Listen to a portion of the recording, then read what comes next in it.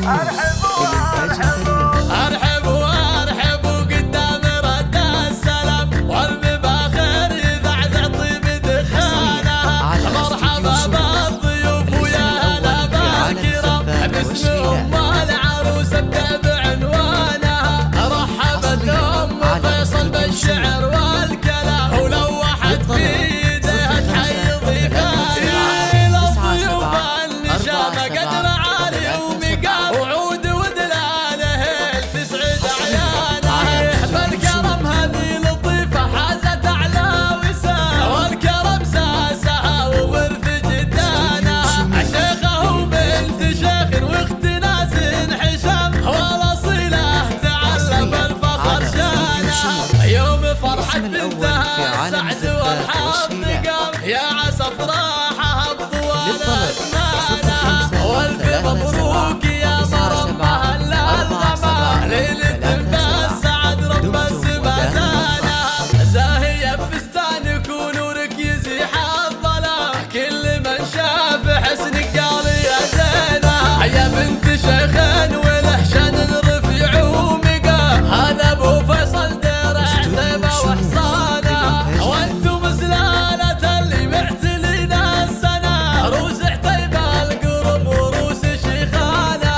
والعتبانة لك معنا الخصام لا بتشامخ بالمجد اركانه. حصريا على استوديو شموس. للطلب 0537. أرحب وأرحب قدام رد السلام والمباخر يذعذع طيب دخانها. مرحبا بالضيوف ويا هلا بالكرام باسم أم العروس ابدأ بعنوانها. رحبت أم فيصل بالشعر والكلام ولوحت في يديها تحيي ضيفانها. للضيوف النشامة قدر عالي ومقام وعود ودلاله تسعد عيانها. بالكرم هذه لطيفة حازت أعلى وسام والكرم ساسها وورث جدانها.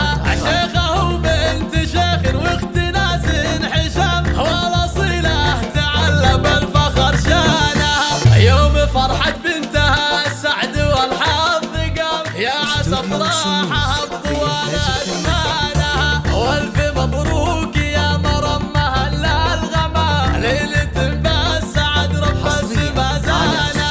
زاهية بفستانك ونورك يزيح الظلام كل من شاف حسنك قال يا زينة. يا بنت شيخين وله شان رفيع ومقام هذا ابو فيصل دير عتيبة وحصانها. وانتم زلالة اللي معتلين السنة روس عتيبة القرب وروس شيخانها. والعتبانة لك بسق معنا الخصام لا بتشامخ بالمجد اركانها. الاسم الأول في عالم الزفات والشيلات.